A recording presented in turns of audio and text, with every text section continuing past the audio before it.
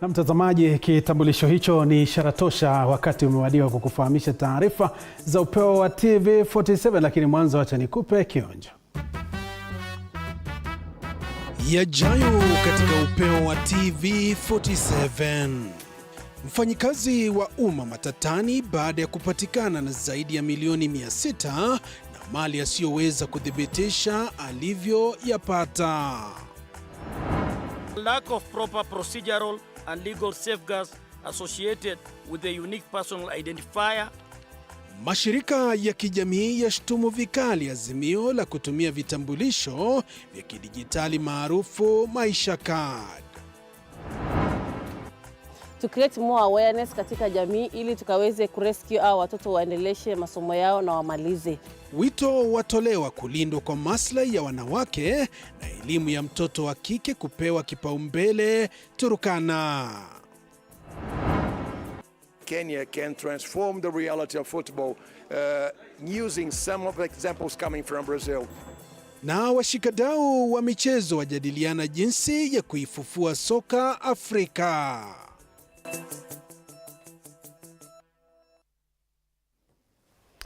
Na mtazamaji, sasa karibu kwa takriban dakika 25 ni kufahamisha taarifa za upeo wa TV47 kwa kina. Mtafsiri kwenye lugha ishara anafahamika kama Catherine Simaloi, wanakwetu wananiita Joash Onsare.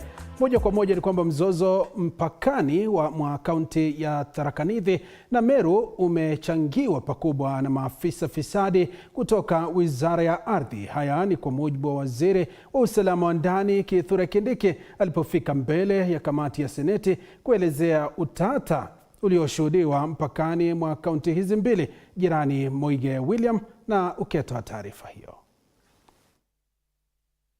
Wakazi mpakani mwa Tharaka Nithi na Meru wamekuwa wakizozana kwa miongo kadhaa sasa, mzozo ulioleta uhasama mkubwa mpakani mwa kaunti hizi mbili. Sasa imebainika kuwa wanyakuzi wa ardhi, maafisa fisadi wa Wizara ya Ardhi na hongo ndizo vyanzo vikuu vinavyochangia pakubwa mzozo ambao umekuwa ukishuhudiwa katika mpaka wa kaunti za Tharaka Nithi na Meru.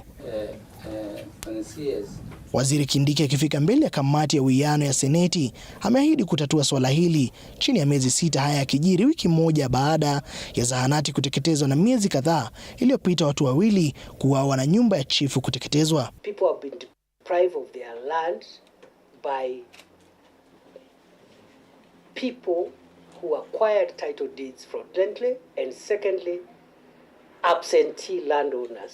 They have the title deed, but if you ask them to show you where their farm is, they cannot show you. Aidha, Waziri Kindiki alifichua mbele ya kamati hii kuwa wanasiasa katika maeneo haya wamekuwa kizingiti kikuu katika kutafuta amani ya kudumu katika maeneo yaliyopo mpakani kwa kuwachochea wakazi kila kipindi cha kampeni kinapowadia. Many of the politicians in that area, in the two counties, both sides, are not innovative enough to look for ways of looking for votes without inciting. Wakazi wakitoa wito kwa serikali kuingilia kati swala hili na kuleta amani ya kudumu. Moving to peace building, we resolve the land ownership issue, and thirdly, we will resolve the displacement matter and the historical injustices around people who were displaced. Ripoti za hivi karibuni zimetaja kuwa baadhi ya maeneo yaliyoathirika na swala hili ni Katithini, Kiburine, Mberekene na ng'ombe zilizoko Imenti. Mwige William, TV47. Na mtazamaji, tukiachana na taarifa hiyo, tuangazie taarifa nyingine. Waziri wa Usalama wa Ndani Profesa Kithure Kindiki ameiambia kamati maalum ya bunge la kitaifa inayochunguza shughuli tata za kampuni ya Worldcoin humu nchini kuwa huenda data za Wakenya zikatumika katika shughuli za kufadhili uhalifu humu nchini, akisisitiza kukosekana kwa sheria za kuangazia teknolojia ya sarafu za dijitali maarufu cryptocurrency. Kadhalika, Kindiki amesema kuwa yeyote atakayepatikana na hatia ya kuhusika na shughuli za Worldcoin humu nchini watachukuliwa hatua kali za kisheria. Ilikuwa zamu yake waziri wa usalama wa ndani Profesa Kithure Kindiki kujibu maswali kuhusiana na shughuli za Worldcoin humu nchini. Truth, nothing but the truth. So help me God. Kindiki akiweka wazi kuwa kampuni hiyo na washirika wake hawakusajiliwa rasmi kukusanya data za Wakenya, akielezea kamati hiyo kuwa ipo hofu ya data hiyo kutumika kinyume cha sheria na kufadhili shughuli za kigaidi, haswa kupitia ulanguzi wa fedha kutokana na usiri wa fedha za dijitali maarufu cryptocurrency. Money laundering and the financing of terror takes place within the financial services sector, involving the transfer of money, either to launder that money or to use that money to finance terror and other illegal activities, including the narcotics trade. Zaidi, Kindiki akisema ipo mianya ya sheria kuhusiana na jinsi ya kusajili wanaokusanya data na pia sheria za uhalifu wa mitandao, huku akitoa wito kwa bunge kuangazia sheria hizo upya. Currency should continue to take place without regulation, without the CPK oversight, or we should recognize it and regulate it and move on. The grey situation we are in, our continuous maintenance of a middle ground is not helpful to the country, and it threatens both our security and our sovereignty as a country. Wabunge wakiibua maswali makali kuhusiana na wakurugenzi wa WorldCoin katika kampuni ya Tools of Humanity USA kurejea Marekani, huku wakimtaka kutafuta jinsi ya kurejesha data za Wakenya. How did they invest 10 million from where? In cryptocurrency? Mr. CS, sir, I am of the firm opinion that there are some very powerful people behind this thing. Can you ignite the powers under your ministry through particularly the DCI so that we retrieve back this data? I'm saying this because data is a big business, Waziri. I don't like how lightly we want to push commerce and trade ahead of security matters sometimes. And I can share with you that we allowed the WorldCoin officials to enter and leave Kenya after an undertaking by the American government that they will produce them when we need them. Waziri wa usalama wa ndani Profesa Kithure Kindiki amechukua msimamo mkali kuhusiana na shughuli za WorldCoin humu nchini, huku wakurugenzi wa kampuni ya WorldCoin wakirejea Marekani, japo Kindiki ameahidi kuwa endapo watapatikana na hatia watarejeshwa humu nchini kujibu mashtaka. Elizabeth Mutuko, TV47 Majengo ya Bunge, Nairobi. Tuangazie taarifa nyingine. Tume ya maadili na kupambana na ufisadi nchini EACC imewasilisha kesi mahakamani ambapo inataka mahakama kufunga akaunti za Nahashon Kanani. Kulingana na EACC, Nahashon anamiliki pesa na mali yenye thamani ya shilingi milioni 643.2, ila mshahara wake ni wa shilingi 55,000 peke yake. Na kama George Maringa anavyoarifu, mahakama imekubali ombi hilo. Nahashon Kanani ambaye ni mfanyakazi wa serikali ya kaunti ya Nairobi yuko matatani. Hii ni baada ya tume ya maadili na kupambana na ufisadi nchini EACC kuwasilisha kesi mahakamani ikitaka akaunti zake za mkewe, watoto na kampuni zinazomilikiwa au kuhusishwa nao kufungwa. Kulingana na msemaji wa EACC Eric Ngumbi, kwenye karatasi rasmi za kesi hiyo iliyowasilishwa kwenye mahakama kuu ya ufisadi, EACC imedai kuwa Wilson Kanani ambaye ana mshahara wa shilingi 55,000 hakuweza kuelezea jinsi alivyopata pesa na mali kima cha shilingi milioni 643.2 kwa kipindi cha miaka mitano, yani kati ya tarehe 1 mwezi Januari mwaka 2016 hadi tarehe 31 mwezi Oktoba mwaka 2022. Mahakama ilikubaliana na ombi hilo kwenye maagizo yaliyotolewa. Inadaiwa Nahashon anamiliki klabu ya 1824. Kando na mke na watoto wake, kampuni zinazochunguzwa ni Regines Enterprises Limited, Willy Walla International Limited, Wilcoreg Limited na Bridge Side Firm. EACC pia ilidai kuwa kulingana na uchunguzi wao, Nahashon ambaye yuko kwenye kitengo cha maendeleo cha serikali ya kaunti ya Nairobi alitumia afisi yake vibaya na kumiliki kupitia njia ya ufisadi mali hizo kama vile ardhi yenye thamani ya shilingi milioni 21.2, magari yenye thamani ya jumla ya shilingi milioni 15.5, pesa zinazozunguka akaunti yake, mkewe na watoto, jumla ya shilingi milioni 533.4, pesa alizopokea kupitia M-Pesa kati ya mwaka 2016 hadi mwaka 2022, jumla ya shilingi milioni 90.8, na pesa taslimu zilizopatikana nyumbani kwake, jumla ya shilingi 898,000. Kesi hiyo itatajwa tarehe 27 mwezi Septemba mwaka huu. George Maringa, TV47, Nairobi.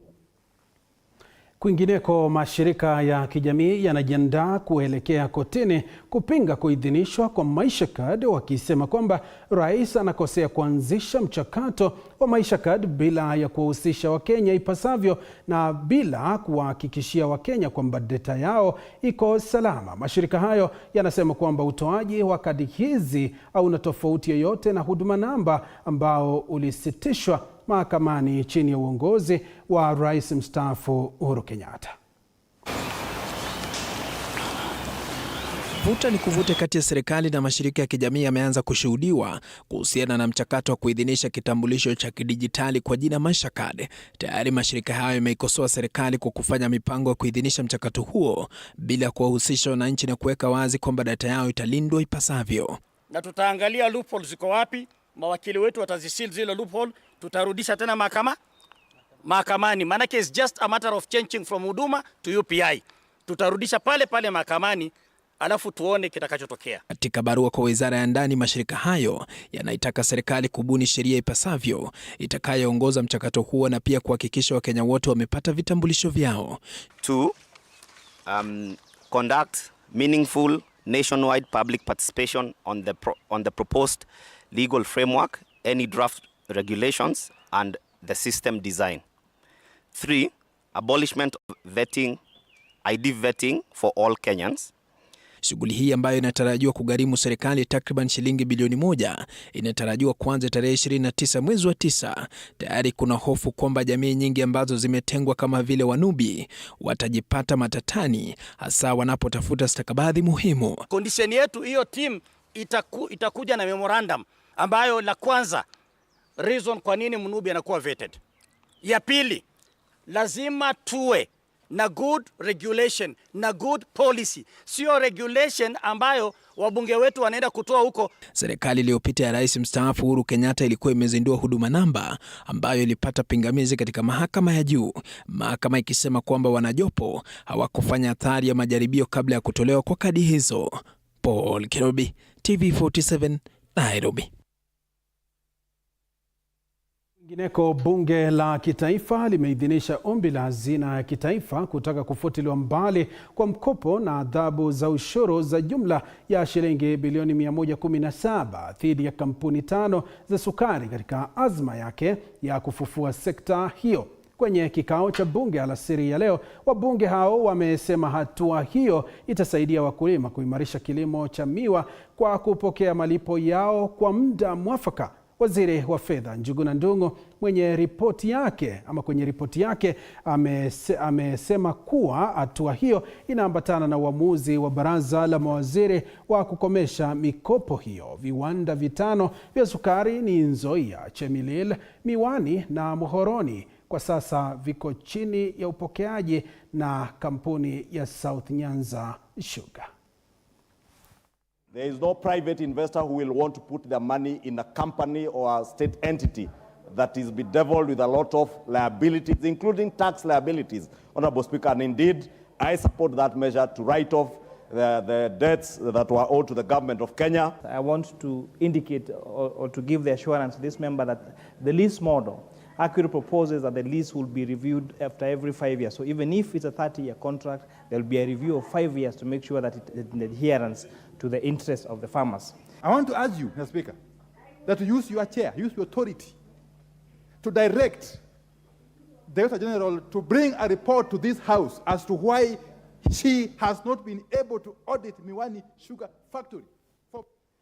Kwingineko, maafisa wa polisi kutoka Kisii Kusini wamewapiga risasi washukiwa watatu wa ujambazi, huku wakazi wakizidi kulalamikia visa vya utovu wa usalama. Akizungumza na wanahabari, kamanda wa kaunti ya Kisii Charles Keses amesema kuwa walipokea taarifa kuhusu wahalifu hao waliokuwa mbioni kutumia pikipiki na walijaribu kuwafyatulia maafisa hao risasi, na hapo ndipo maafisa hao walilazimika kujikinga. Baada ya wezi hao kuuawa, maafisa wa polisi walipata risasi 21, bunduki aina ya AK47, pikipiki na vibeti na kusafirisha miili mpaka makafani ya Kisii. Inadaiwa kuwa washukiwa wengine bado wako mbioni. Bonchari imekuwa na shida kubwa ya insecurity ambayo tunapea kongore wa maafisa wetu wa kitengo cha CID, na uchunguzi wao wote walifanikiwa kuua au mmoja wao wa wajambazi wenye wamekuwa kutuletea shida within Bonchari. This is an operation that we have been conducting for the last 2 months. We have had a wave of criminal activities, robberies within the region for the last 2 months, and we have been trailing through intelligence. We have been trailing these criminals for the last 2 months. So yesterday at around 6 p.m. we were able to catch up with the criminals at Konambaya area within Suneka, and 3 robbers who are riding on a motorcycle from Suneka, from Migori area towards Kisii, were fatally shot by our officers, and they were able, the locals here at Suneka were able to identify one of. Na mtazamaji, taarifa hiyo ndo ambayo inatupeleka kwenye mapumziko mafupi. Nitakuwa narejea na taarifa zaidi. Wewe endelea kuganda nasi.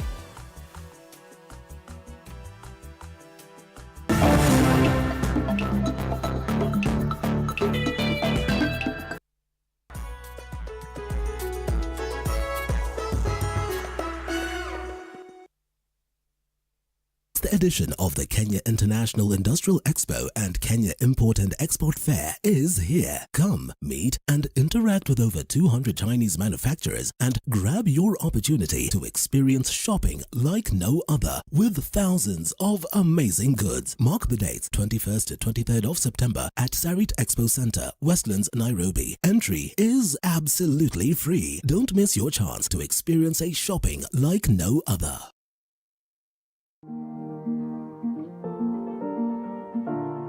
Ni mojawapo ya viongozi waliopitia umaskini. Nilelewa na grandmother kwa sababu nilipoteza baba kabla sijazaliwa.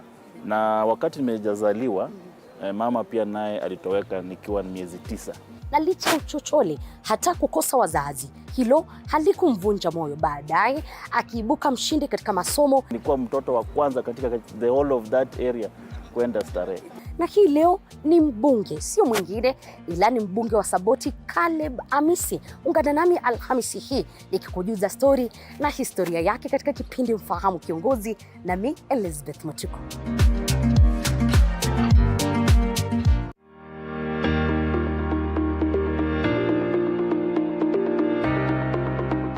Finding a home is not always as easy as it may seem.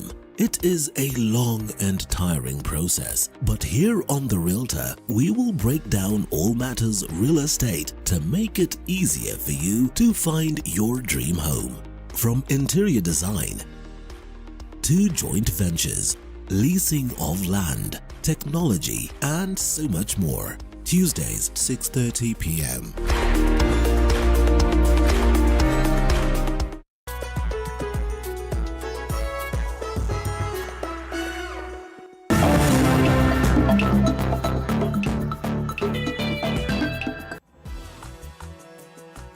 Karibu tena mtazamaji, nizidi kukutaarifu taarifa hizi za upeo wa TV47.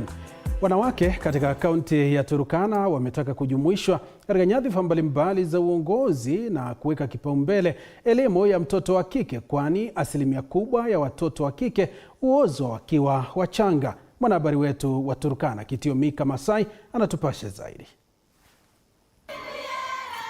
Mara nyingi mwanamke katika jamii ya Turkana amekuwa akitengwa katika maamuzi ya kijamii na uongozi kutokana na mila potofu.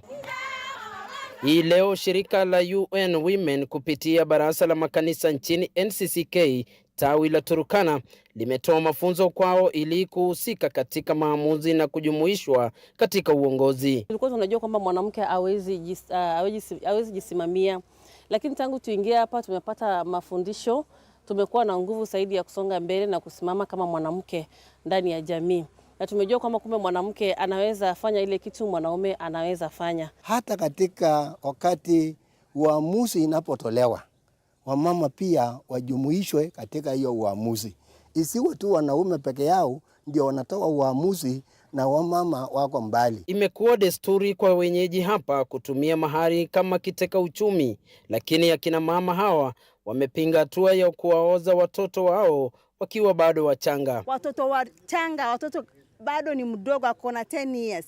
Huyu mtoto anapewa mzee, sio hata rika yake, anapewa mzee kabisa mwenye hata anakaa na yeye miaka 2, huyo mzee anakufa na huyo mtoto anabaki hapo, anapata shida. Kanisa simama na mtoto ya kike kwa binu yoyote ya kikazi na masomo na kitamaduni. Tusimame ili tuiniwe haki ya mtoto katika jamii la Turkana. Aidha wamesema kuwa watafanya hamasisho kuhakikisha kuwa elimu ya mtoto msichana inatiliwa maanani katika jamii ya Turkana. Sisi kama jamii ama wanawake ama county government and any other private sectors, tunataka tujumuike kwa pamoja, tuweke empowerment katika jamii, to create more awareness katika jamii ili tukaweze kurescue hao watoto waendeleshe masomo yao na wamalize. Mtoto msichana anafaa kufunzwa maneno ya kujitunza kwa upande ya adolescent stage, ajue ya kuwa amefika wa kiwango enye akicheza na wanaume tu kidogo hivi anaweza kuwa mama.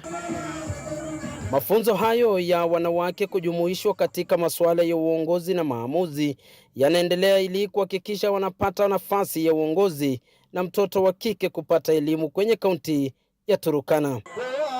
Nikiripotia TV47 ikiwa kaunti ya Turkana, mimi ni Kitio Mika Masai.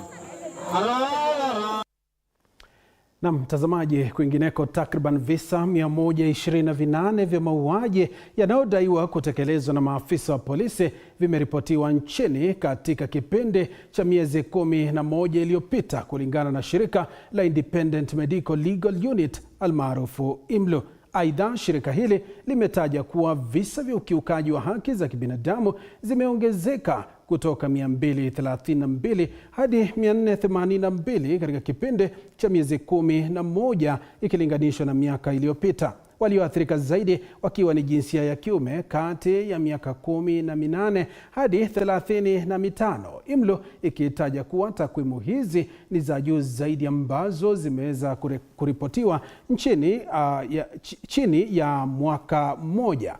IMLU sasa wanamtaka Rais William Ruto kuunga mkono taasisi za uchunguzi nchini ili kukomesha mauaji haya yanayokiuka haki za kibinadamu.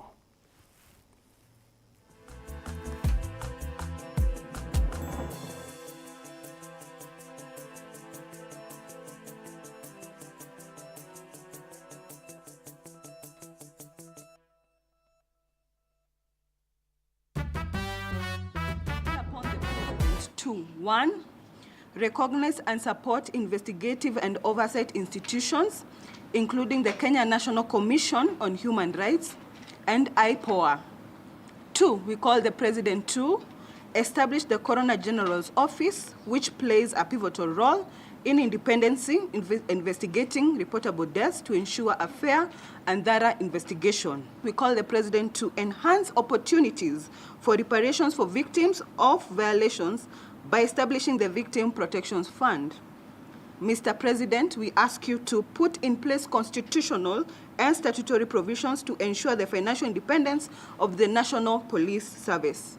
Finally, Mr. President, expedite the delivery of the report of the Maraga Task Force on police and prisons reforms for renewed momentum in police and penal reforms. Mtazamaji, tugusie siasa kwa kiduchu. Mbunge wa Kiaru Ndindi Nyoro amepuuzilia mbali juhudi zinazoendelea za mazungumzo ya maridhiano kati ya Kenya Kwanza na Azimio. Ndindi aliyezungumza katika kaunti ya Laikipia alisema serikali haitatishwa kwa mazungumzo hayo kukubali nusu mkate. Kamati ya mazungumzo inatarajiwa kufanya kikao cha kwanza cha kutatua ajenda tata za mazungumzo hayo, wakianzia na masuala ya uchaguzi. Na wale wanaongea Nairobi, wale wa dialogue, wajue sisi hatuwezi tishwa. Wakiongea wajue kutoka hapa